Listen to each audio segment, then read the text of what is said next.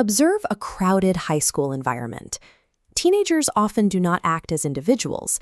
They react to each other, shifting as a single, highly reactive mass. Daily teenage social interactions operate on the exact same logic. We've built a massive societal assumption around this behavior. The consensus is that teenagers simply want to fit in, and the volatile social drama that comes with it is a normal phase they'll eventually outgrow. But treating it as a phase masks the actual psychology at play. For many adolescents, navigating peer pressure is a severe, distressing struggle with identity, one that actively dictates their mood, erodes their self-worth, and drives reckless choices. You can spot the distress in the extremes. We see students constantly changing their behavior or appearance to avoid detection by a group, harboring an intense paranoia of being found out, or suddenly withdrawing with massive drops in confidence. By shrugging these symptoms off as typical teenage drama, we mistake a clinical crisis of identity for a behavioral annoyance, and as a result, struggling students are left to suffer right out in the open.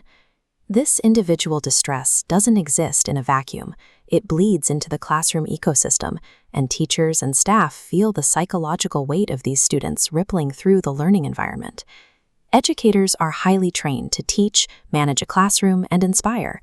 They are completely unequipped and unauthorized to diagnose a mental health crisis.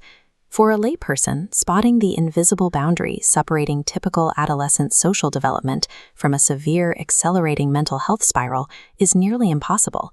Only a licensed clinician can accurately make that diagnosis. Without external professional infrastructure, the school ecosystem simply cannot heal itself from the inside out. The most effective interventions for this specific distress rely on evidence-based mechanics, specifically cognitive behavioral therapy, or CBT, and dialectical behavior therapy, DBT. This flowchart demonstrates how these therapies function. They don't try to rewrite a teenager's personality.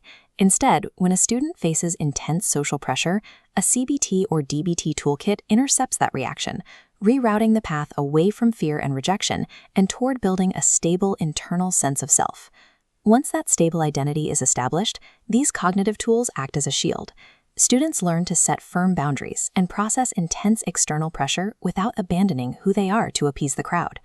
But the existence of these tools solves nothing if a student can't access them. Out-of-pocket costs, logistical hurdles, and immense social stigma keep clinical therapy completely out of reach for the average family. To actually deploy this care, you have to structurally eliminate the friction. The therapist has to be integrated directly into the student's daily environment. MentalSpace School is the comprehensive infrastructure doing exactly that for K-12 networks across Georgia. The mechanics are straightforward. MentalSpace assigns dedicated, culturally competent therapist teams to a specific school, giving students access to same-day teletherapy. Financial friction is largely erased. Eligible students on Medicaid pay exactly $0 out of pocket, and the system accepts major commercial carriers like Blue Cross, Aetna, and United Healthcare. The support architecture extends far beyond individual sessions. It includes immediate crisis intervention, proactive suicide and violence prevention, family counseling sessions, and dedicated wellness programs for the staff. Because the network is fully HIPAA and FERPA compliant, embedding this infrastructure also ensures schools easily meet impending state mandates, like the July 2026 deadline for HB 26 compliance. MentalSpace operates as a comprehensive foundational infrastructure upgrade that effectively stabilizes, protects, and legalizes the entire educational network.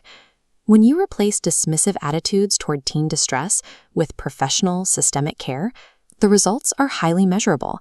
Tracking educational engagement, a volatile red line stabilizes into a rising blue bar, representing an 89% improvement in student attendance. This success carries over to psychological metrics, with a 92% reduction in anxiety and an 85% family satisfaction rate. This creates a powerful reverse ripple effect. When teenagers possess the cognitive tools to handle identity stress internally, classrooms organically stabilize, freeing teachers to actually focus on educating rather than performing daily psychological triage. Supporting the adults in a school building requires supporting the students first. By discarding tired cliches about teenage drama and investing in accessible, professional infrastructure, schools can engineer a demonstrably healthier generation. Visit mentalspacesschool.com to see how your district can integrate this care.